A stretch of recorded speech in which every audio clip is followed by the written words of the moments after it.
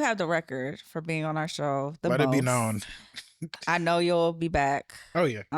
Because we always got something to talk about, and I appreciate you just like coming on, doing the updates. The run. I feel like you're really good just running it down for people. I think the last thing we did was last year was the August election. Yeah, it was well, you had me on in August, and then I think I came back to talk about, because we were talking about the school levy in Columbus at that time, Yeah, levy which passed. you're right, the levy passed, which Yeah. even though it passed, y'all, we did say, and you can go back and roll the tape, we did talk about how even the money that they would grant the schools at that time would be it would literally be like slapping a piece of duct tape on a giant hole in the side of a ship. It's a drop in the bucket compared to the issues that we really have to solve with our schools, which again, we'll talk about where some of those issues stem from today, I'm sure. Yeah, we seeing with the hole in the boat. I won't even go there because that's a whole different show and a whole long other conversation. But you did mention, I did tell y'all that this is just it's just a drop in the bucket. It's exactly. So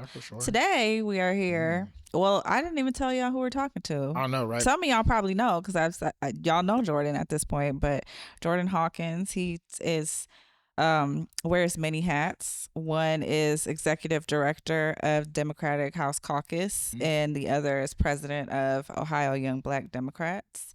So as that sounds, he's very politically engaged, knows all the things, and is the person that, we go to when we need the facts. And we, of course, welcome all points of, well, not all, most points of view on the show. Yeah. And so we do like to have people from different political affiliations on the show, and I feel like in terms of just understanding, while we're not monolith, the perspective of Black people as we think about Black folks who are Democrats. I think your group is trying to keep your finger on the pulse of what do young Black Democrats absolutely want? What can the party be doing better? What is the party doing well? So thanks for doing that. Of course. That's hard work. It's a service of love. It's a labor of love, as they say. And I don't get paid to do that part of it, the young Black Dems thing. So. Yeah. How's your last couple of weeks been? Let's just start at the transition from Biden to Harris. How does that affect your kind of every day? Absolutely. So I distinctly remember, and I know it sounds dramatic, but this was a Sunday and I was coming from yoga in the park. You were just peaceful. I was really trying to get my self-care Sunday on, which I encourage everybody to do. But I was leaving yoga and, got the news, got the ticker, got all of that about how President Biden had made that decision. Now, of course, that Friday, and even the week leading up to that, we did see movement from whether it was our U.S. Senator, who I'll talk about, or just some of our other high-ranking officials in the state. People had begun to call for that switch. And I think what we had seen, and I know what our U.S. Senator, Senator Brown, had seen was, hey, we may not be able to win this state over Trump anyways, because again, I will remind folks, Donald Trump did win Ohio by 8 points twice. And that is a deeper discussion that we will talk about, especially when we talk about issue 1 and gerrymandering and voter suppression. But we can't sit up here and have a situation which I saw in my role and what I do, is a complete free fall in terms of Democratic enthusiasm, as well as our ability to continue to make the case to those middle of the road independent voters, Black, white, AAPI, whatever, that, hey, even though our economy might not be in a place you are being, you may want it, or even though there are certain things that have happened that you may not completely agree with this administration, it is much better than the alternative. That no longer became something that enough people, or a lot of people, were truly understanding. Yes, because of a bad debate. Yes, because of what we saw as a gradual decline. And again, a consummate public servant and somebody who, he served as VP to our first Black president, right? For better or for worse. He helped him in a lot of ways get through some of those landmark pieces of legislation like the Affordable Care Act, or really trying to make sure we were pushing on things around LGBTQ rights with the repeal of Don't Ask, Don't Tell. President Biden, who was VP Biden at that time, had done that. This man has served in the U.S. Senate longer than you and I have been alive, Mm-hmm. right? And I think what that switch Way kind of longer. indicate way longer, like to the point where, again, the point I'm making is we needed a generational shift and a generational change. We do Yeah. have a good bench of people, as you Mm-hmm. see now. You saw through the VP sweepstakes that happened just like that. We don't have a short, or a dearth or anything like that of talent on our bench of new leaders and Yeah. a new generation that can step up, which is Yeah. encouraging for people like myself, again, Mm-hmm. in this work, trying to make sure we're connecting young people with the pulse of not only our community, but with the pulse of, again, our infrastructure and our institutions and the Yeah, powers that be, facts. because both are super important. You got to be able to walk and chew gum. But I think Mm-hmm. what it showed is that young people are here and we're ready. Well, and I don't think that there's a shortage of talented Mhm. young people within the Democratic Party. I think the Democratic Party sometimes has a messaging issue. And what I mean by that is like I don't think that people always know what, like, people say, oh, the economy's so bad. Well, what do you mean by that? Right. Because actually, is the economy as bad as you're hearing it is? Right. Because the problem is always disinformation and misinformation, and Right. that people don't always know what President Biden has done during his term. Um, do you agree with that? Do you I think do. that there needs to be sort of like a better way to articulate what the wins for the Yeah. Democratic Party have been? Because the Republican Party is going to say whatever. They're going to Yeah. tell lies too. Right. Um, Well, the bar for them has been yeah. lowered, just to Mm-hmm. be real. I mean, we've seen that since 2016 because of the brand of Donald Trump and the brand of Trumpism and just MAGA Republican extremism. I mean, the argument for logic is no longer in their realm of conversation. But Right. for us, and this is a whole thing that I believe is the problem with republics, representative democracies, and our democracy in particular, when you do not have an educated or involved or properly informed public. So when less people are educated about the systems and different things besides just the presidency that impact them, or when people are not from a young age, we didn't have that many civic engagement courses. Sure, we talked about American history and they, maybe they mentioned slavery for 50 seconds and then they Mm-hmm. talked about how great George Washington was, but where was the lessons in there about the importance and the value of our vote? How many people suffered to Well, obtain the yeah, right and to the vote? mechanics of government, That's like right. getting deep with And it. when you don't have both of those things aligned,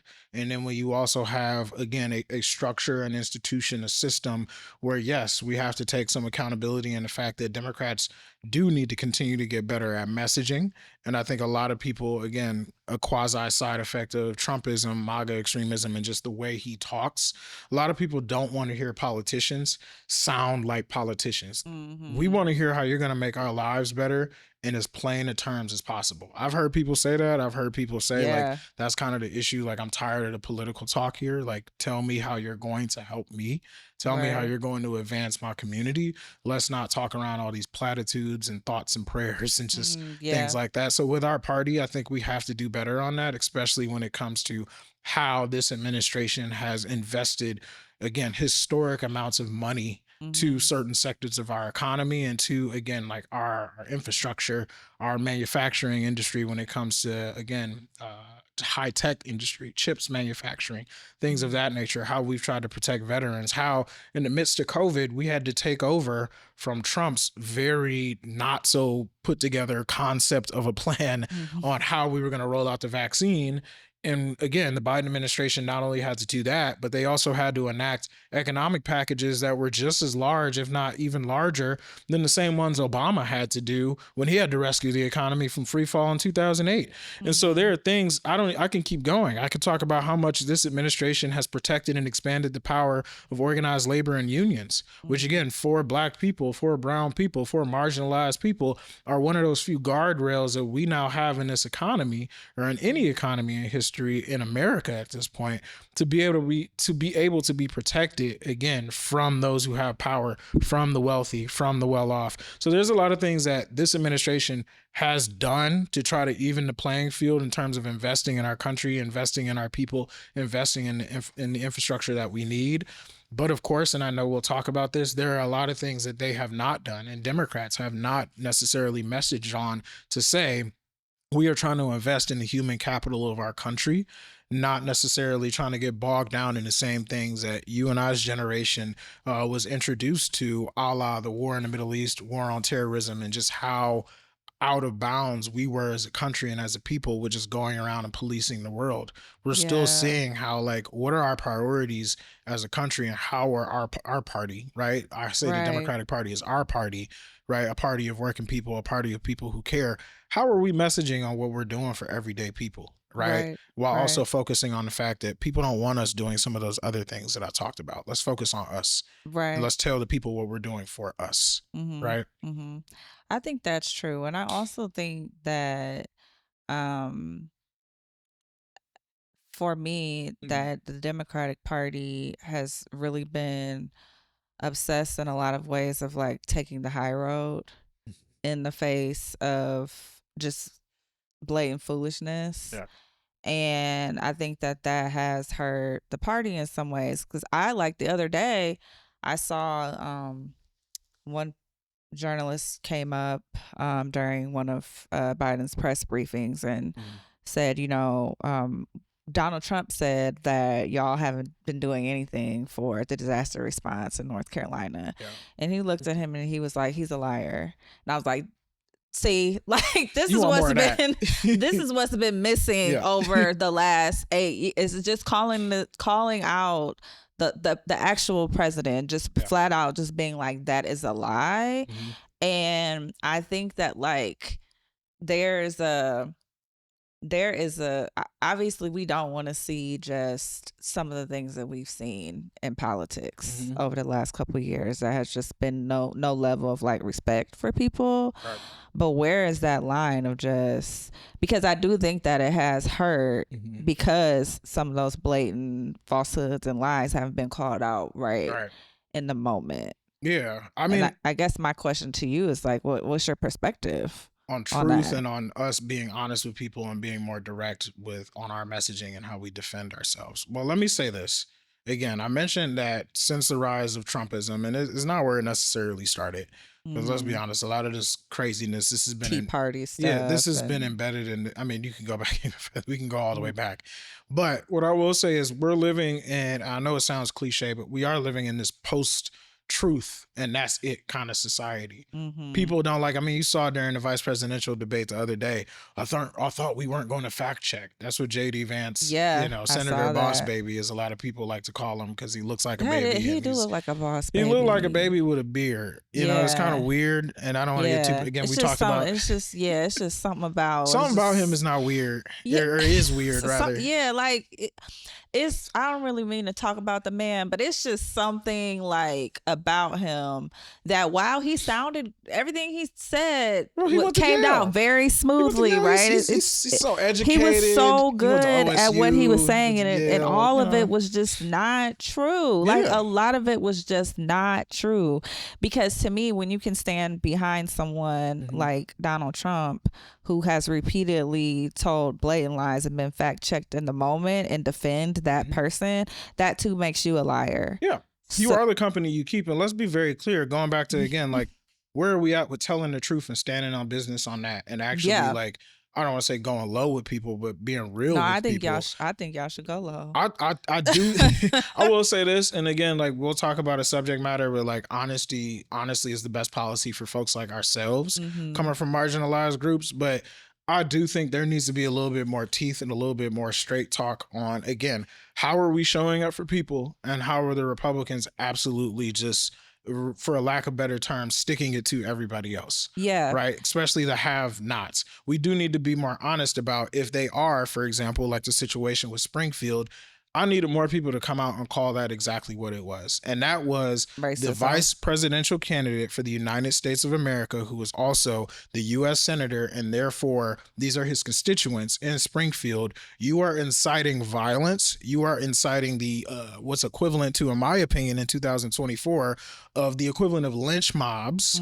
Again, like, I talked to people on the ground there. I talked to people in Springfield. I have a candidate who's running in Springfield, and they told me, I mean, this guy's a school teacher. He's a Hispanic school teacher with children, and his kids had to be, again, taken home. They had bomb threats numerous days. The day that I called him, which was a week after this entire thing popped off, he told me that was the first day that they had not had bomb threats at either the county municipal building or the elementary school where he teaches. Right. So we have a vice presidential candidate who is our United States senator. These are his constituents. And you are inciting, along with your running mate, weeks upon weeks of, again, torment for people in a city based off of the same kind of lies, right? Mm-hmm. They're eating the cats, they're eating the dogs, they're committing all these crimes, they're destroying the fabric of this community.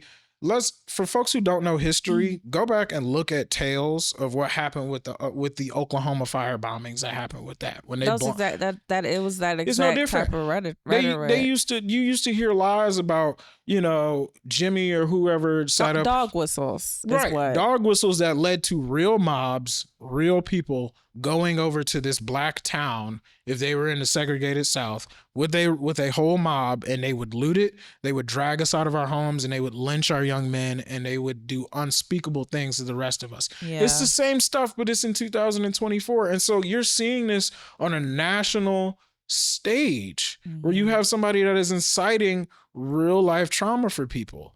And again, even in the last debate, this is also on the media as well. The reason why people, I feel like, are not going as low or are being as honest about what things are versus what they are, I also put this on not only on the respectability politics of our leaders, which they need to drop in some instances because this is about life and death, but I think it's also on the media to be really honest about the fact that, like, stop trying to romanticize everything because you want to have kumbaya ratings and you want everybody to kind of tune in. Like, call something what it is. Like, this was a racist dog whistle that, like I said, it was no different from the lies that led to so many of our ancestors and their black settlements in the post-slavery antebellum South from being burned down, looted, and destroyed. Except this time you have somebody that went to the Ohio State University and went to Yale. Again, clearly both universities are not sending their best when it comes to what we're doing here in Ohio. And you have somebody like this who, again, is cravenous. They're hungry for power. They will shape shift and they will do whatever it takes, because at the end of the day, and we'll talk about this when in regards to our Republicans here in our state as well, all they want is power. And if it means that they got to go with the lowest of the lows like Donald Trump, or if they can write fake books where they try to act like they're from Appalachia, meanwhile they're from like Butler County somewhere, which is right by Cincinnati, they will do that. And they will do that with their Yale law degree, with their other, again, big school education behind them. And it's going to sound good. It sounds good, but it's all lies, and it's all just tying to the least common denominator of our society. And we as Democrats, we as Black people, we have to be more honest about calling that out, about understanding that if you're going to feel like you're going to alienate people by telling them that this is a racist dog whistle or this person's not being honest about their record, then what are we doing here? We're not actually trying to fight for the people we're actually trying to fight for. If we can't call something what it is, especially when it's that out of balance, that immoral, and that wrong. I mean, again, again, being on the phone with multiple people from Springfield, just in the wake of this entire situation, I mean, you can hear the fear in their voices. Yeah. These are people of color I was talking to. It's just tough. Yeah. I think that too, I think about this a lot in terms of Black folks who are engaged with any of the the mainstream parties in the United States. Yeah. I think that there's some hard calculations that are made. Yeah. And I think that there's the calculation of, I want my people to have representation, and there's only so far that I can go, so many things that I can say, so far that I can go with labeling something, or I will be pushed out. I think that there is, and there's the place where it's like, you got to do what you got to do. You have to say what you have to say to do your job. And then there's the part of me that is like, there has to be more politicians who are not Black or brown, who are calling this stuff, who are using their privilege and calling this stuff out, because the stakes are lower for them. There's less risk. There's less risk involved. And I truly do believe that. I believe two things. I believe that people should stand on business regardless of what the consequences are. But I also understand that there's there's a calculation that goes into that I want people who look like me to be in these seats to be able to move legislation forward and to move things forward that positively impact Black communities and other communities of color or other marginalized communities. Let me say this, and it does play into everything we're talking about for folks listening or who will listen. Like, we're not getting off track here. This is real. Like, we have an opportunity to elect the first Black woman as president of the United States after we had the first Black man as president of the United States for 8 years. Okay. I do want to be clear about something when it comes to representation, because I, as somebody who is the first Black person and youngest person in my job, let me tell you this.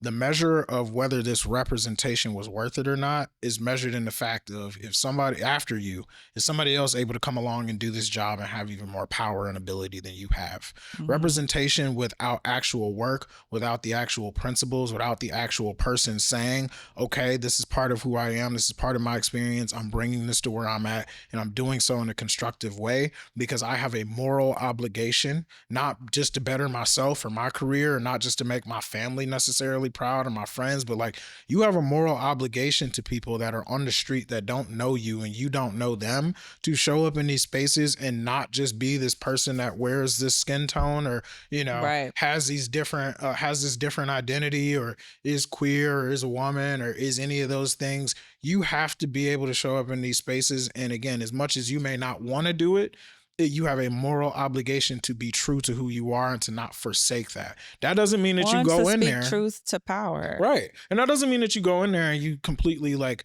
forsake, you know, objective, pragmatic things that you need to do. Cause I can't go into every room and just be like, if you ain't Black, you wrong or something like that. Or I can't go into a room and say, well, all these white people are racist or something like that. But I do need to go in a room and be able to understand, like, I need to be a proper steward of my Blackness, understanding where I came from, understanding my experience. To whom much is given, much is required. And I a couple months ago, because I think we should talk about this too. A couple months ago, this was around the time lots of graduations were happening and the campus protests were happening around students protesting genocide in Gaza.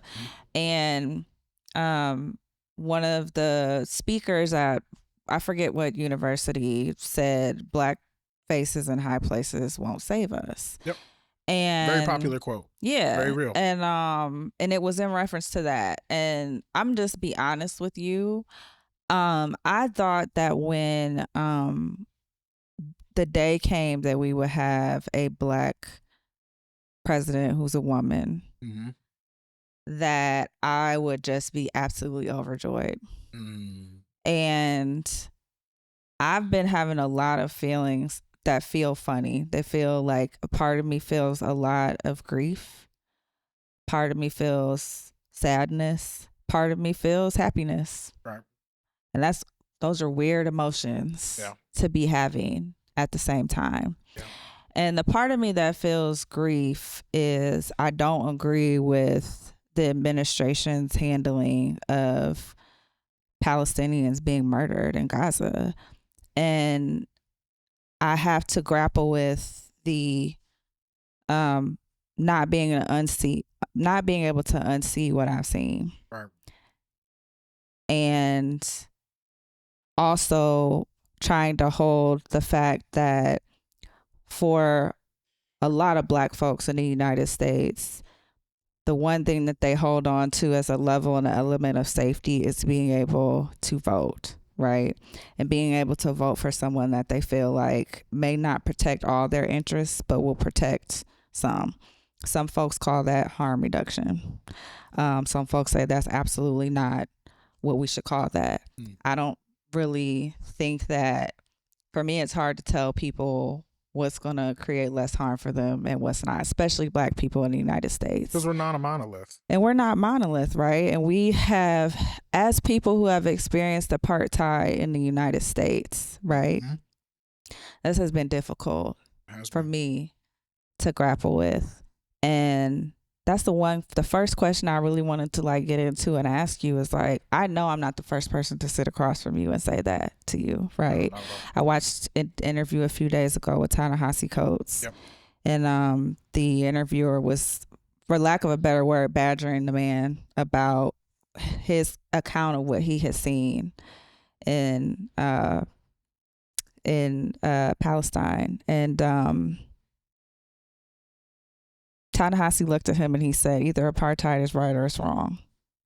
And for me, I look at this from a very moral standpoint, right?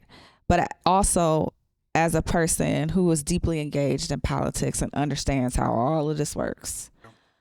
So when you're sitting across from people like me who are like, this is really hard for me, right, what do you say?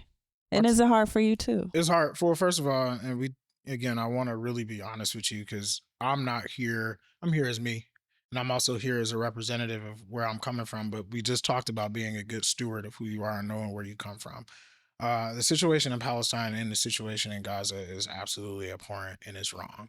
I think the administration, I think multiple American administrations, Republican and Democrat, let's just say our whole institution of Congress, our whole institution of the executive branch, all of them have not been doing as much as we should have been doing up until this point to make sure that conflicts like this and the genocide that we're seeing in Gaza did not start taking place. And that started with reining in, again, I'm not saying every Israeli citizen is for this. You know that they're not. Oh, I know that. You know that, but you know that you have a significant portion of their leadership at this point in the government, especially with their prime minister, Benjamin Netanyahu, who, again, he has his own agenda, and his agenda is, I want to make sure that I continue to expand and maintain the apartheid state that Israel has set up and what they have done in Gaza. You see what's happening now with this expansion in Lebanon. Now, I will say that that is true, and that is how I feel.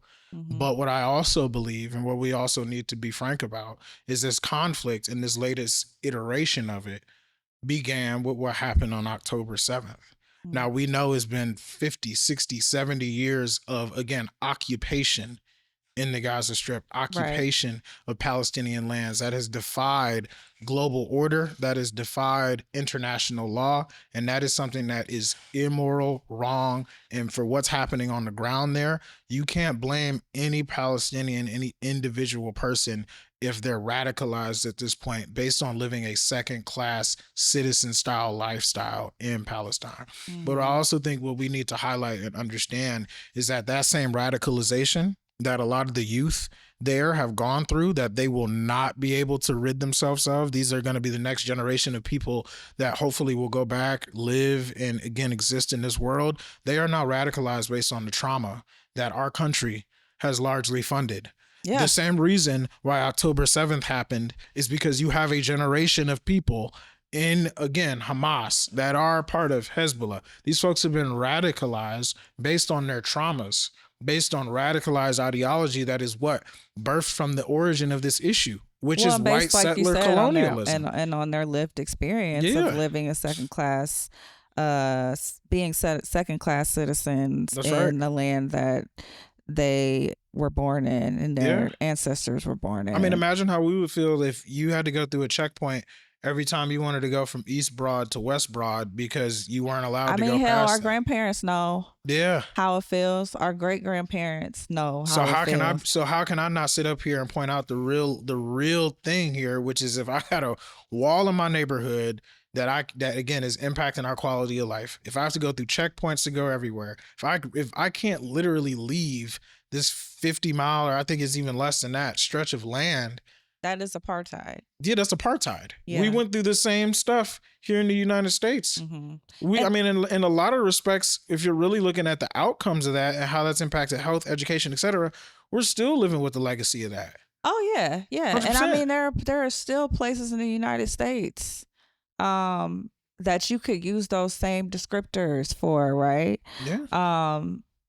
What's really been sad for me is just to see like I mentioned, like the pull of, I'm online a lot and I see a lot of the conflicts and the conversations between people who are like, you know, how can Black folks be voting for Kamala Harris and also say that they're, you know, against the genocide that's happening. And I think that I want to see more I want to see more of an understanding of our Right. position, and also just like, again, that search for safety that we Yeah. can never find, and the tools that we feel like we have in order to get that safety. And I do want to address this to answer your question, because you asked me, even though I just gave you and prefaced all of that by I told you my position on this. I think it's wrong. I think it is a genocide. I do think that there needs to be things that are done by the United States to, one, which I keep going back to this, why are billions and billions of our taxpayer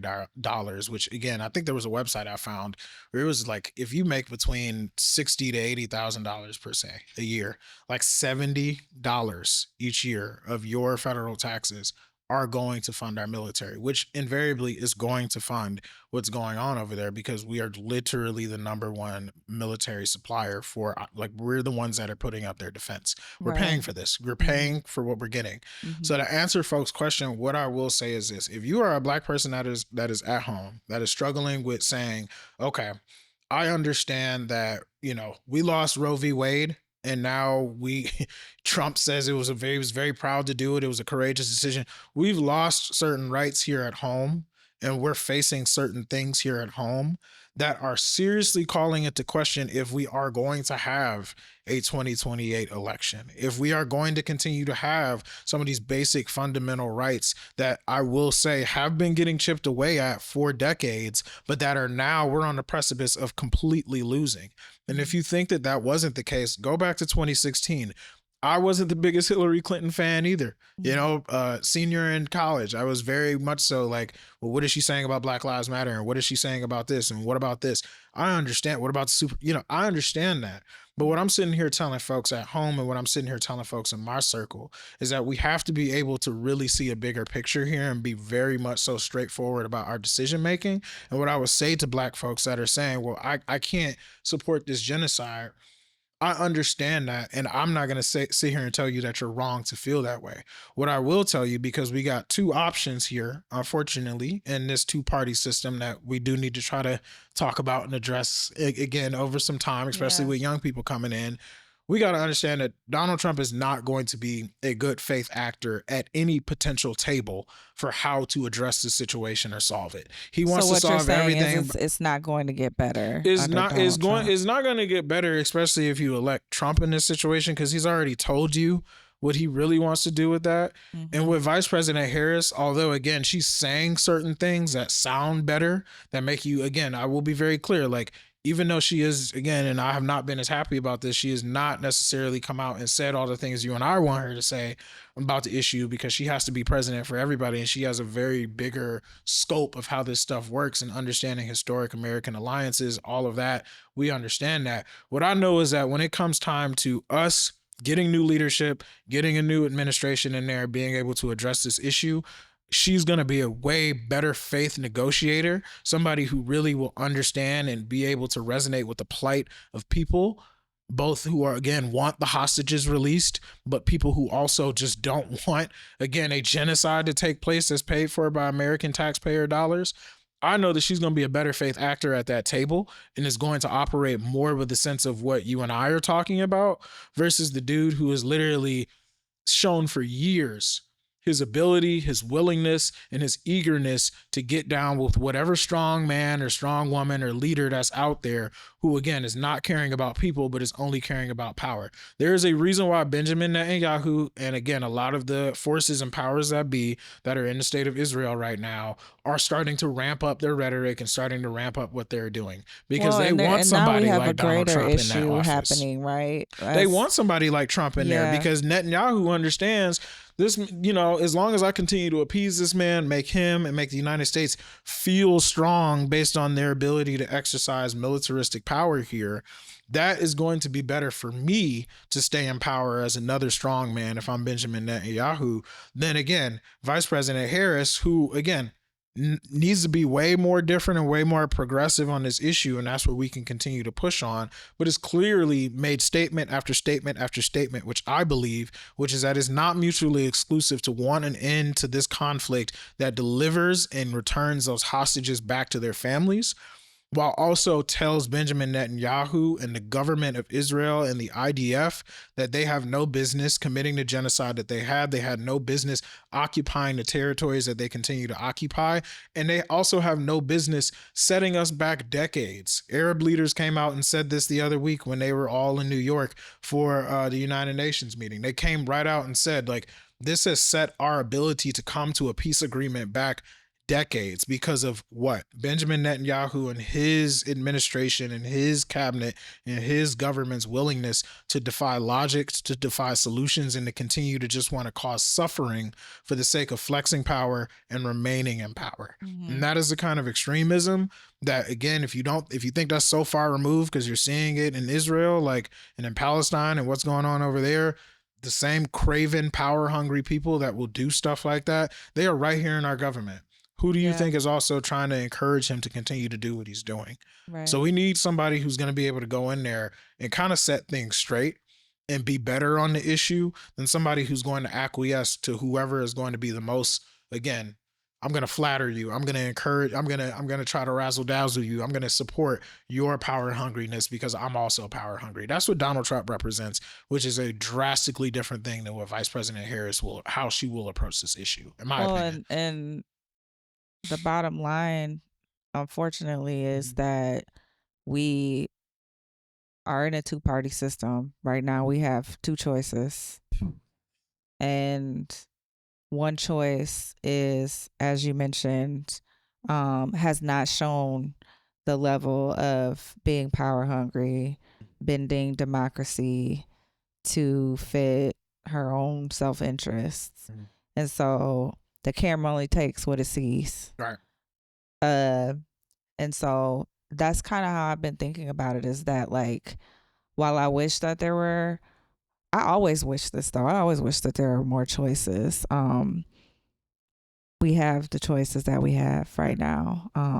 So I appreciate you engaging me in that conversation. It's a tough subject. Yeah. And I ain't gonna hold you again for people who listen to this, watching this, like, please understand, especially, you know me enough by now, like, I'm unapologetically Black in my stances and how I'm looking at a lot of the things taking place in this world. Yeah. And I do want to make sure that people understand that, like, Palestinian rights, Black rights, queer rights, all of the rights of people who are marginalized in this world, we have to stand in solidarity with one another.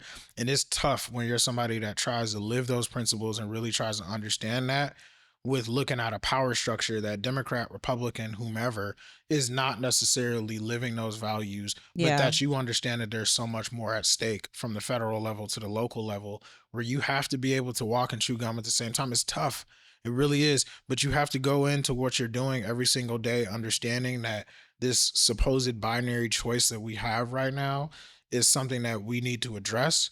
But in this moment, we have a lot of things at stake. How do we, and also the conditions under which we have to organize, right? Yeah. If we don't have any semblance of a democracy, it's going to be real hard to organize, to be able to see the things that I think we want. So yeah, like I said, I feel a lot of emotions about it. But I know I also want to talk about just like the local piece of all this, the smaller piece. They're small, but they're big to us, right? They're the big rock in front of us, which is like our Senate race, right?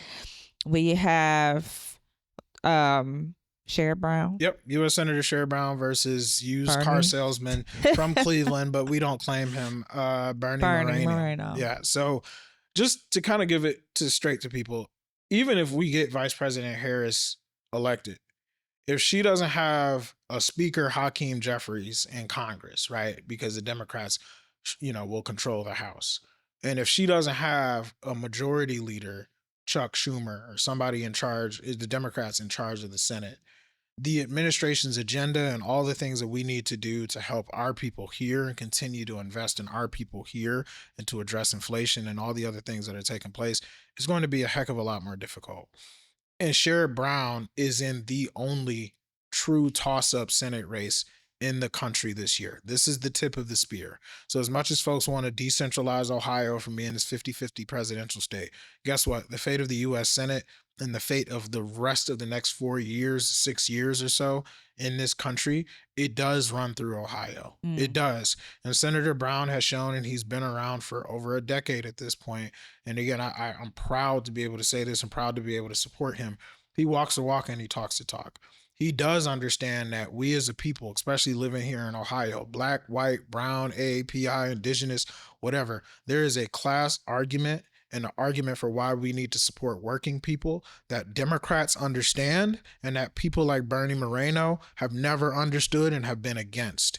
Bernie Moreno has been somebody, when he was a used car salesman, he stiffed his workers.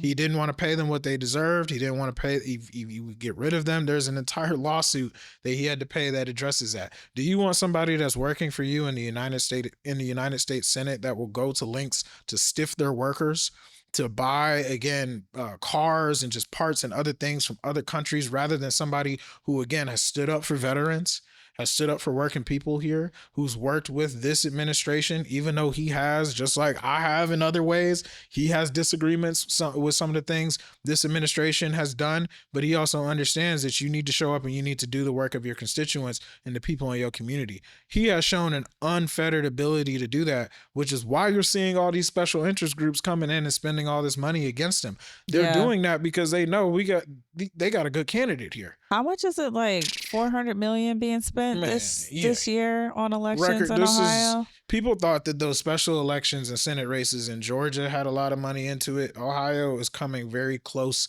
to at least matching that. And meanwhile, Senator Brown has still been raising more money than any other U.S. Senate candidate, period. But that is, again, the amount of money, which is a whole nother podcast, a whole nother episode, y'all. Yeah, we would need is part of the reason why. Which we should have an episode. I don't think that people fully understand the money in politics and how it influences. Like, on its face, right? You get it. Like, money influences things. But like how? So yes, we should do another episode. We should. I mean, we could talk about this from the state to the local level. I mean, anyway, let's do that. But going back to Sherrod Brown. I wanted to touch on something that you said, though, that I think is really important. And it was about working people, right? And Bernie Moreno, like, stiffing his own workers, which goes back to having the ability to, like, unionize, right? And under Project, there's a whole chapter in Project 2025 about, like, dismantling labor unions. And so we don't want to have someone in there who is anti-working people, right? Anti-making sure that working people get what they need. And that's the problem. I just think people need to really understand that, like, it's not just the president. Like, y'all, if Sherrod Brown is not in the U.S. Senate, and if we have somebody like Bernie Moreno, when Trump, if he is elected, which he won't be, I'm claiming it in the name of Jesus, but if he does get back in there, do you want somebody like Sherrod Brown who's going to be one of those guardrails for working people there? Or are you going to want some used car salesman stiff like Bernie Moreno, who has had millions upon millions of dollars from crypto PACs to big corporations all supporting his campaign? Do you want somebody like that casting a vote for an anti-labor bill, or a bill that is, again, taking away people's health care, or a national abortion ban, which, again, I will be very clear with people, Donald Trump and his acolytes have made it very clear that this is what they want to do. From it, you can't do that. I mean, when you got over, if you and I are planning a project, and we can't sit up here and say that other people that are behind the camera are not, you know, we have nothing to do with it, even though their names are on the project. That just doesn't fly. We've been in the same rooms. We've been working together. You've been one of our advisors. There are over 100 people that have been in and around Trump's orbit or his administration. That's not just a coffee table book. It's a book. It's a real thing. Like, and again, Governor Walz, who is our VP candidate, Coach Walz, like, again, funny, hokey, Midwestern dude, a coach, but he really was real when he said this. If you have enough time to draw up a playbook for how you want to dismantle people's rights and change the fabric of this country and give anybody unprecedented amounts of power, you really mean what you're saying. You don't just go out there and write multiple hundred pages of something, anything, how much money they had to pay, how much time they had to put in to create something like that. And then Trump's name is referenced in it like over 50 plus times. Yeah. That's his Project 2025 is brought to you and paid for by Donald Trump, his acolytes, MAGA extremism, and the Republican Party. And this November, we have a choice.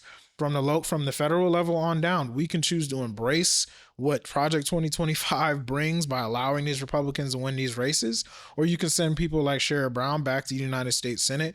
You can show up and make sure your friends in other states show up and vote for Vice President Harris for president. And you also need to do your work and make sure that you know to get out here and vote for your congressional members too. Yeah. Because if we don't have a Democratic Senate, a Democratic House, and if we don't have the White House, this country and the issues we need to address are not going to be addressed in the way we need them to, especially for our communities. Yeah. And it's very clear. Trifecta to happen. Yeah.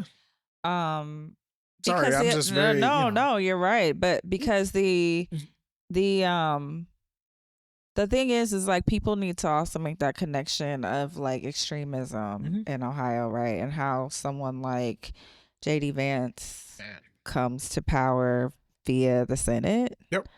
And he doesn't have to be like the unicorn that happens for, right? Like we really need to be showing up to elections to make sure that people like J.D. Vance, that we don't continue to see. Here's the thing. People like that. Here's the thing people have to understand about Ohio that I don't think that they understand. This was ground zero for Trumpism and that entire spin.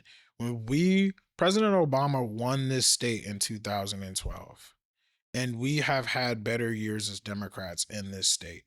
But what he brought to the table was a level of, again, a class dynamic mixed with all his xenophobia and racism that completely shifted the base of our white working class voters here. And that also was coupled with, and this is one thing I do want to make sure we extensively cover here, is the state Republicans that we have in our state.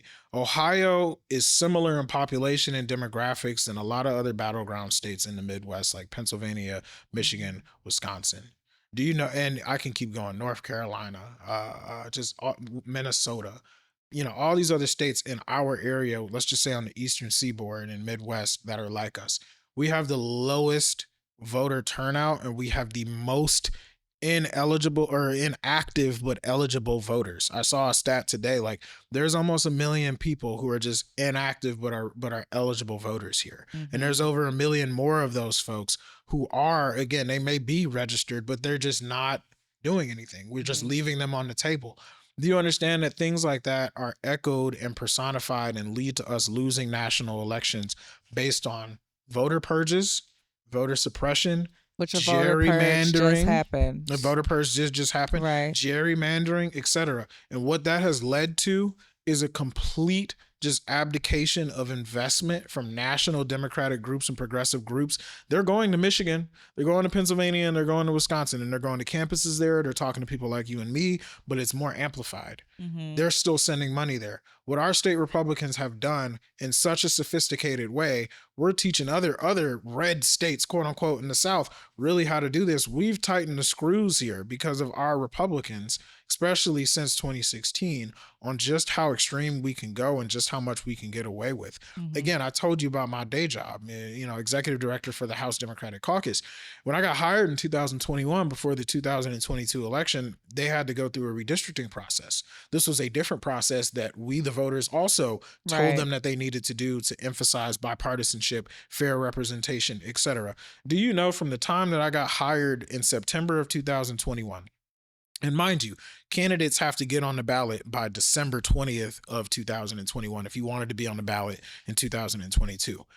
10 days after I got hired, the Republicans passed the first of 6 illegal gerrymandered maps that was signed off on by our governor, our Secretary of State, our auditor, and our state Senate president, as well as our Speaker of our House. The Republicans here in the state, through gerrymandering, They passed 6 illegal maps. Our state Supreme Court came back and told them numerous times that these are illegal and they violate the trust of people. So you are in violation of Ohio's Constitution. There was no penalties for them. There was no, let me just put you in a containment center. Like if you and I got pulled over for a speeding ticket we didn't pay, they haul us away. But these folks violated our Constitution over a half dozen times, conspired with each other to do so.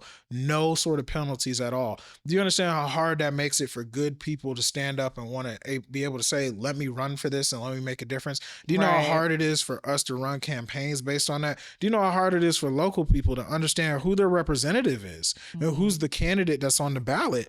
If we have all these shifting lines, if there's no consistency, and if we're gerrymandering our districts. So there's many reasons why, and gerrymandering is one of the biggest reasons why our state has become this just I don't want to say cesspool, but it's become almost ground zero for some of the worst people. Jim Jordan, Vivek Ramaswamy, Frank LaRose, J.D. Vance. I can keep going. Derek Marin. Go look these people up. Gary Clark. Matt Huffman. I can keep going. You know what I'm saying? I'm not done yet, but I can keep going. It's just the worst people are coming from here because the Republicans here have, in their own sophisticated way, continue to tighten the screws on their anti-democracy agenda. And that's one of the reasons why issue 1 needs to pass this November. I'm telling you from somebody that has to work behind the scenes with 94. I recruited 94 candidates out of 99.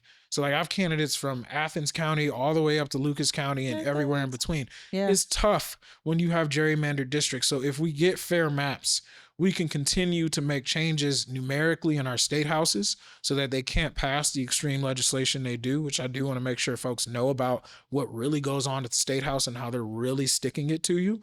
They can't do that if we have, again, closer numbers in terms of 50-50 or if the Democrats are in the majority. They can't get more voter purging done if we turn around what we're doing at the state house, getting more people engaged at the congressional level because we'll have fair districts there, getting more people out to vote. So then you can have some statewide elections that you pick up. So then you don't get a Governor DeWine or a Frank LaRose who are then gonna, it's just more competitive. Right? Competitive elections make a difference. And so people, the mandate is that people need to vote yes. Yeah, y'all need to vote yes on issue 1. Issue 1. And Absolutely. This is not really a partisan issue. It's not, but the Republicans have turned it into one. The Republicans have turned it into a partisan issue, but like Democrats have gerrymandered as well in different states. Absolutely. It just needs to be out of the hands of politicians. If you want to have your voice heard, that's right. The best way for any of us to do that is to get rid of gerrymandered. I think that's step 1 for sure. Maps, So voting yes on issue 1 is. And can you talk, because we've talked about this, but I think we need to drive the point home. Talk a little bit about how the Supreme Court races are directly affected by. So this is the first time since the 80s that we have an opportunity to flip the Ohio Supreme Court. And again, if we're not able to do that, and we're already seeing this, last November, 57% of Ohioans supported women's reproductive rights. Even more people than that supported the ability to enjoy recreational marijuana, which, again, both things I'm in support of. The will of the people. The will of the people. If we don't have a court that is willing to tell those people in power, no, you cannot continue to trample over folks' rights even after they've spoken up and told you what they want to do. No, you cannot continue to operate with unfettered power and trample the will of the people, especially women, especially minorities, especially those that are less well off and are not privileged. If we don't have a court that's going to stand up and use the power that they have and the understanding of our state's constitution to do that, all of these things I'm talking about are going to be that much harder. Right. So that is why we are trying to do, right? Yeah. I think that those 2 ballot initiatives that you mentioned, gave a lot of people hope in terms of we do have the power to see the things that we want to see, no matter what state we live in, right? Because in Ohio, as you mentioned, these things are hard to do, but they happened. And so if we if we don't show up to vote for these Supreme Court cases, if we don't show up to vote for these Supreme Court candidates, if we don't show up to vote for issue 1, we will see an erosion of our voices having the ability we're going to continue to see heard. that. I mean, and they tried to pull one over. I just want to really go back to this because state legislatures, like that is, you said court, you said Congress. Like I do want to issue one. You said that too. I want to make sure folks know, like, you have to participate in your state legislative races because this is what happens when you don't. Last cycle, I say 2022.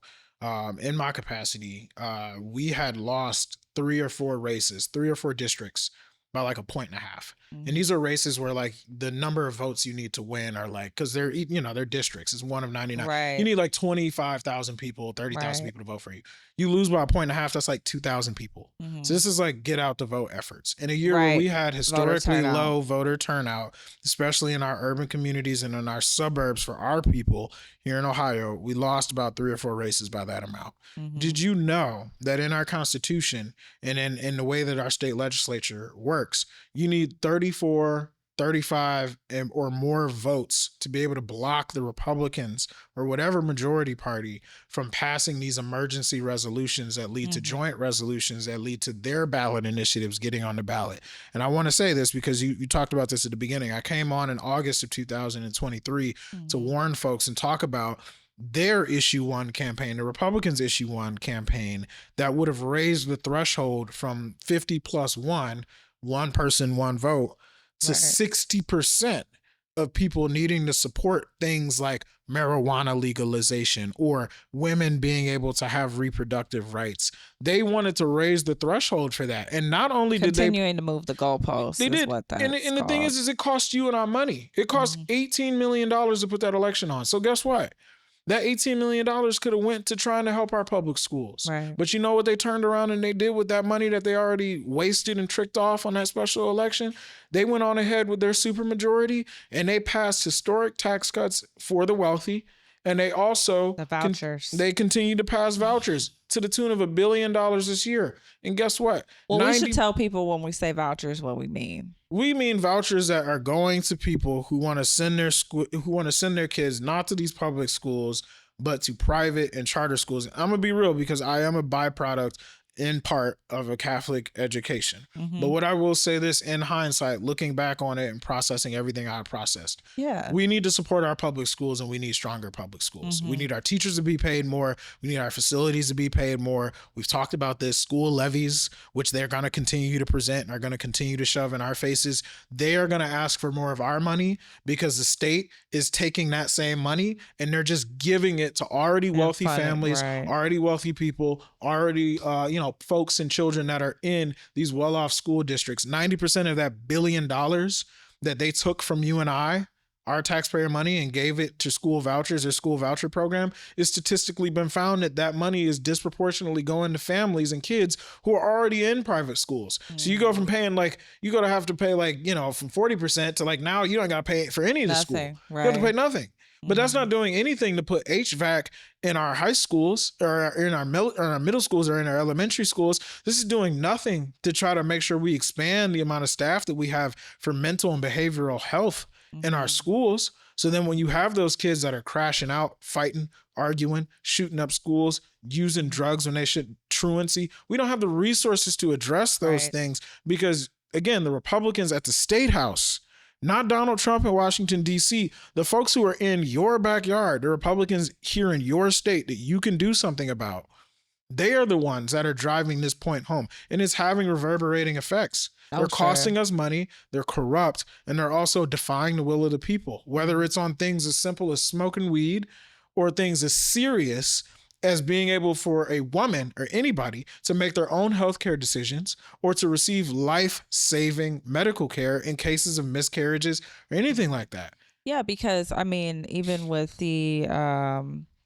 reproductive rights, the reproductive freedom conversation, right? I mean, I think that everyone thought, oh, we came out, we voted for issue 1, we Gucci. Nope. It's no, actually now they are going to go to other great lengths to put barriers up. Oh yeah. For people to be able to access abortion, to access care in different ways. And this is not just these. I think a lot of times people think that it's just about abortion, but there are other care that birthing people need, right? That the when abortion is banned or there are restrictions on abortion, that they then trickle down to folks being able to receive care for miscarriages, for IVF, for all of those things. And those aren't necessarily specific to Ohio, but it's the slippery slope, right? Like when you have the wrong people in power, then they're able to implement some of those barriers to being able to, again, see the will of the people. And they know happen. that. And I do want to say that, like, on the entire reproductive freedom or abortion argument, I was just telling one of my colleagues this earlier. I'm like, we keep framing it as just talking about abortion, which is the core of what we're talking about here. But all the other things that you just said, from IVF to miscarriage care to, again, even contraceptives and addressing teen pregnancy, etc., like, these are all things that are centered at what?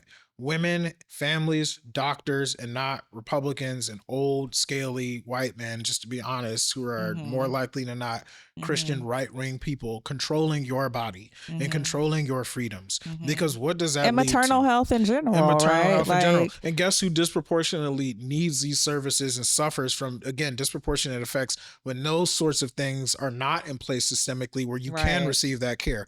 Black people, Black women in particular. Anywhere there is any level of abortion bans or restrictions on abortions, you see worse maternal health. Yep. And it affects Black women and brown women the worst. Absolutely. And that's just a fact. That is not our opinion. That's no gas. It's actual truth. Right. And so these issues are so complex, right? Which is why I think it's great to have people like you on the show to really break down that, like, at surface, there's always the surface level conversation, right? That speaks to the thing that's most visceral to people, like the thing that makes them feel the most scared, the worst. But then when you start to dig down into the other things that all of this stuff affects, like you mentioned school vouchers, right? Like, I don't think that people always think that deeply when they decide not to engage in the vote. And like, for me, and this has been a through line for me from the beginning of this show to today, is like I don't talk to people and force them to engage in voting, right? Because I understand that, like, there has been like historic harm done to people, particularly marginalized people. And some people feel traumatized by that and they don't want to engage. But like, what you're doing with having these conversations and what we're doing by trying to educate people is like the trust building piece, right? Yeah, like, huge. Let me really talk to you about what's really going on, right? And going out into communities, not just when it's time to vote, right? Or when you're getting paid to do so. Or when you're getting paid to do so. Not just when you're getting paid to do so. Yeah, but to really like engage people and to understand why people don't want to engage, right? To meet them where they are. And so I think it's really important because like the media will have you think that there's like an exodus of like Black men from the Democratic Party, right? Like there are Black men who have left the Democratic Party, but like the exodus part is not accurate.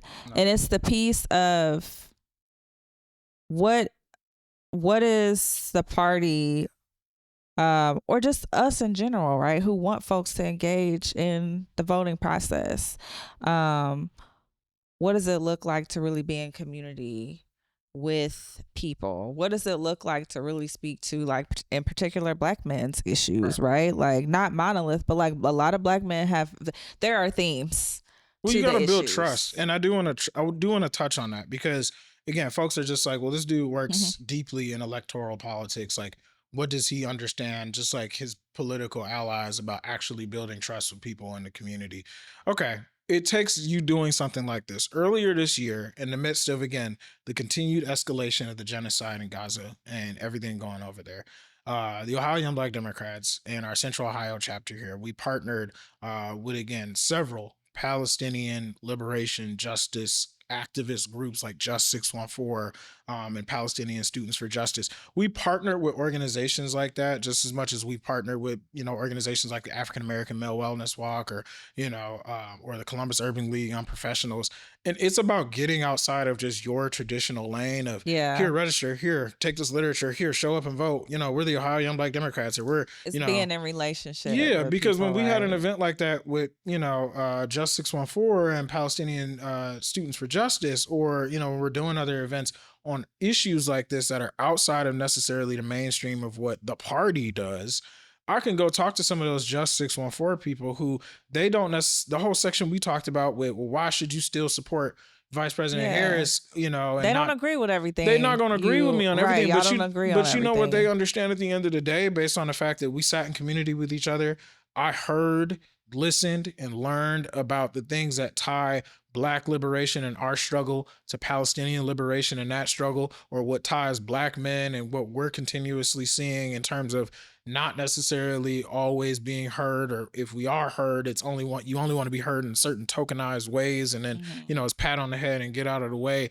You have to be able to let people know and show people through building community that you hear what's going on, and at the very least, even if this is a whole systemic thing that's taking place, that you are a good faith actor, a good faith partner, and somebody that is going to shift that paradigm. Because if we're not able to be out of our comfort zones, see, leadership is about getting out of your comfort zone in a lot of different spaces and going that extra mile. I get paid for my day job. I don't get paid to be the president of the Ohio Young Black Democrats, or to go talk to organizations like Palestinian Justice, Students for Justice, or Just 614, or Urban League Young Professionals. I don't get paid to do that type of stuff, but I'm a leader. And I understand that I have a moral obligation as being somebody that's in these tables and at these rooms to try to lift as I climb, to try to build that community with people, to try to get people to understand that you can be bought into voting, can be bought into this process and this crazy system and experiment we have, while also sticking true to your values and who you are. I mean, I have one of my best friends from undergrad. I know I'm going on a tangent here, but this is real. One of my best friends from undergrad literally has family members and has real life ties. Like, he himself is Palestinian, right? One of my best friends from college. I appreciate him, love him to death. He always keeps me centered and understanding, like, you need to be more thoughtful about how you're critiquing or how you're addressing or thinking about what these Democrats you work with are doing, Jordan. But I understand, because you are a good person, because I've built community with you, because I've built that trust with you, because you've been intentional about that, and I see that in your work. If you're going to tell me to come vote for issue 1, or if you're going to tell me to come vote in this local election, okay, now he's listening to me a little bit more. My other friends listening to me a little bit more. Some of those folks in Just 614 listening to folks just a little bit more, just through building some of that community. And I know those are just examples, but it takes years of work for that, as us as leaders and some of these other people in our community, for that kind of stuff to stick. But leadership is about getting out of that comfort zone, getting people to vote from all our different spectrums within our left side of this political spectrum. It takes that uncomfortable conversation. And what I think with the Black men and with our situation is that not a lot of people like to have these conversations with us as much. They find it to be way more combative, way more difficult, and they're scared of that. They're scared of addressing the fact, well, okay, what are we legitimately doing to really move the ball forward economically for Black people, specifically Black families, which Black men always profess and say that is one of our, what are we actually doing to address different issues around education, home ownership, financial literacy, criminal justice reform or transformation, I should say. And what I think is that with our party, we have to get more comfortable with understanding that when you got somebody that's loud and wrong, like a lot of these MAGA extremists and Donald Trump that are spreading this disinformation, the onus is on you and on the community and on the validators you have in that community to step in, to try to build more trust, to try to address the issues, because you got this guy over here that's loud, he's wrong, but he's loud. And people are going to listen to that. People are going to start to question, why haven't you done some of the things that he's pointed out? Why are you taking some of the stances that he's saying that you are taking that are not benefiting me? Don't try to make it seem like I'm running away from you or now I'm the problem. Because let's be very clear, and I will say this, and I hope I don't ruffle no feathers. In 2016, more white women voted for Donald Trump than they did Hillary Clinton. We're not having these feathers. The truth is the truth. We're not having these national discussions over and over, or I'm not having these meetings where we're talking about polling and they're like, well, men of color and Black men are trending away from the party. Well, where the white women been at? You know what I mean? Where the white man been at? Where the college Mm-hmm. educated white men and women been at? Mm-hmm. Why is Mm-hmm. it? I mean, you look at us as if we're bargaining chips that it's either all or nothing. Well, again, it's the conversation that we had about media, Right? right? There's the sound bites, right? The Yeah. 2-minute sound bites that most people listen to, and they get their information there, which makes them think a certain thing is happening, when in fact it really is not. Exactly. But to just like, I think I've been thinking about this a lot, and I think no matter what the outcome of the election or elections are, I think that we are sitting at such a pivotal time in history that after the election day, there's still going to be things that we're dealing with, right? And so the best way I think for us to sort of like reckon with that is to stay in community with each other. Yeah. So like all of the things that you just said are so important, because we can't turn away from each other. We have to like turn inward in order to survive and thrive over the next, because we're still going to be in a highly divided like country. I mean, if we pass issue 1, and I'm just starting locally, if we pass issue 1, when we pass issue 1, and we get those fair districts, guess what? Now you got to go win some of those fair districts. Guess what? After you do that, now you got to show up and make sure your newly elected Democratic representatives actually do something about those school vouchers, actually stops passing these tax cuts for just the wealthy and gives other Ohioans a break, actually does invest in again, mass transit and more transportation in our communities, actually does. You have to make sure with these city council members too, that when they're on the ballot, that then you do show up next year and you keep pressing them on our police budget or on our how much money we're giving to Columbus schools. About, yeah, right? this is a cyclical life long thing. This is not. I'm tired. Well, I mean, unfortunately, if you want to defend what's yours, and if we got to defend what's ours, and it sounds so exhausting to keep putting this stuff, especially more so on Black people and Black organizers like you and myself. But we show up. We have to keep showing up.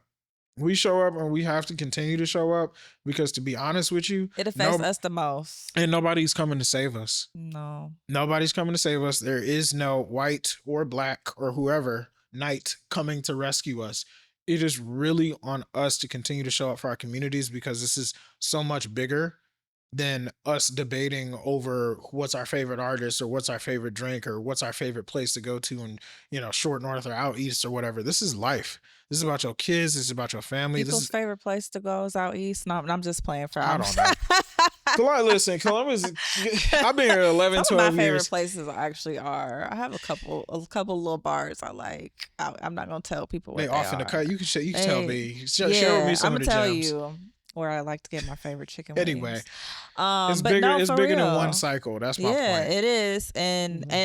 And I always say this, that what we're talking about here is just today is just one of the tools that we need to be utilizing to see the world the way that we want to eventually see it.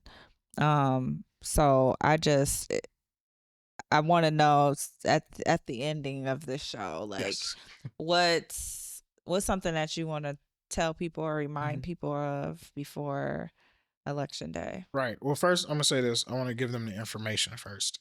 Okay. You have until October 7th. I know, like, I don't know when this airs, but hopefully by then you have checked your voter registration, because that is the voter registration deadline. Early voting in Ohio starts Tuesday, October 8th. Y'all gotta make sure. I think I got my dates right on that. Somebody check. Yeah, you got your dates right. Okay. Make sure y'all know early voting starts on the 8th.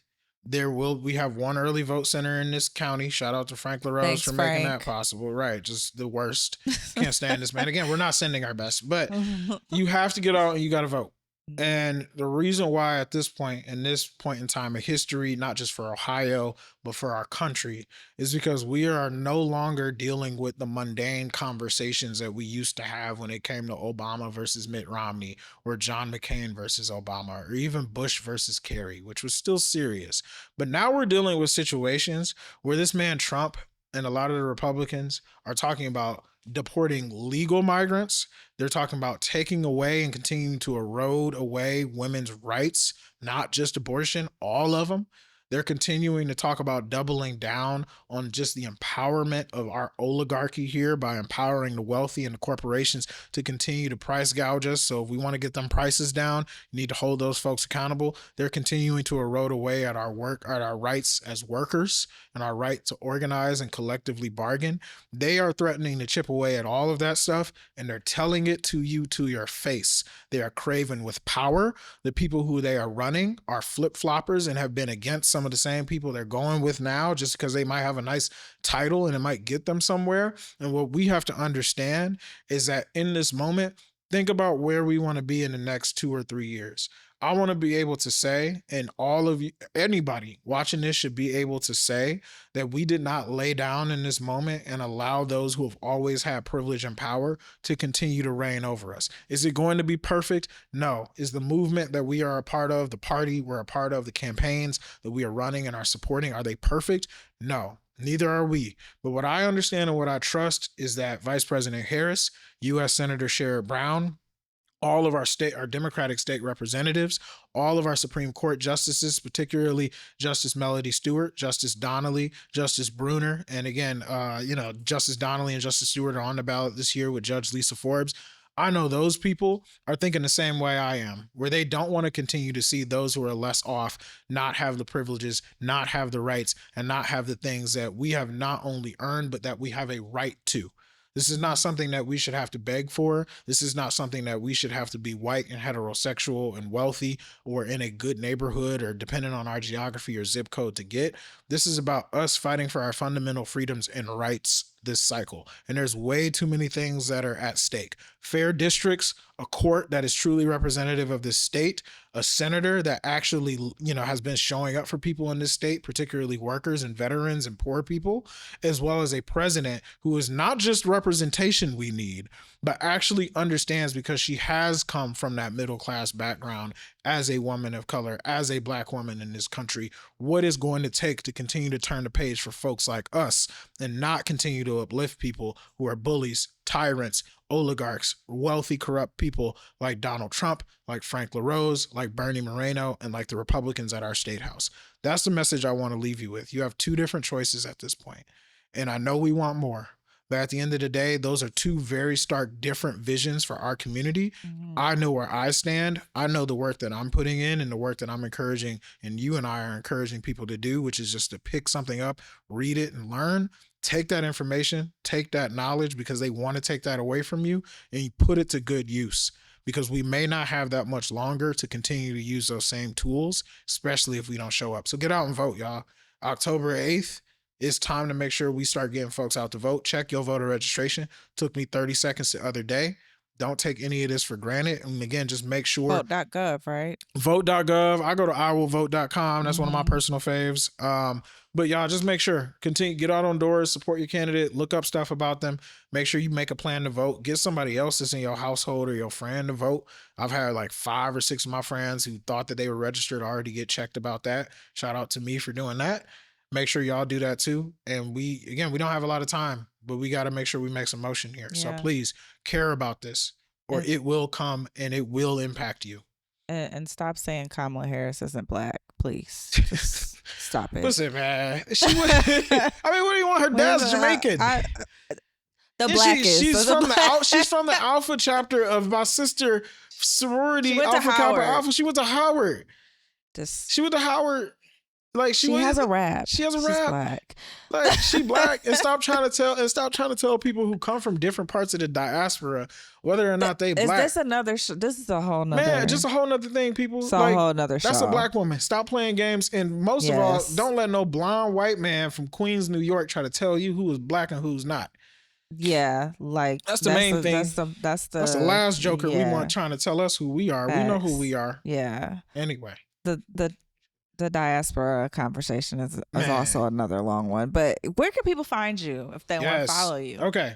And I do want y'all to make sure y'all tag this whenever it's posted or whatever. Okay. So my personal is J Hawk the Don. That's on Instagram. It's just one word, J Hawk the Don. I know I've had it since high school. I'm not changing it, y'all. Don't change it. It's very catchy. I like it. It is. But more importantly, for organizational purposes, make sure you follow the Ohio Young Black Democrats. Again, I'm the president of that organization, have been since 2019. So I've seen how this state has gone the past couple of years, and I've been at the peak and at the tip of the spear, and just trying to make sure young people, young black professionals in particular, are engaged. Follow the Ohio Young Black Democrats at Ohio YBD. Again, we have a website too, ohioybd.org. So that's Ohio Young Black Democrats, YBD, on Instagram, on Twitter. We also have our website. We're out here in the community. We have an event with Sherrod Brown coming up in a couple of weeks, actually. And we've already had a couple of events with him this cycle. So we've been canvassing. I was just in Akron over the weekend, just in Cleveland as well, for a boots on the ground with 1,000 black men. So our organization has been at the forefront and has been the most active young people organization in this state about issues that matter, for communities that matter, and being unapologetic about that. So please make sure, again, like I said, follow Ohio Young Black Democrats, Ohio YBD. Go on our website too, ohioybd.org. You can become a member.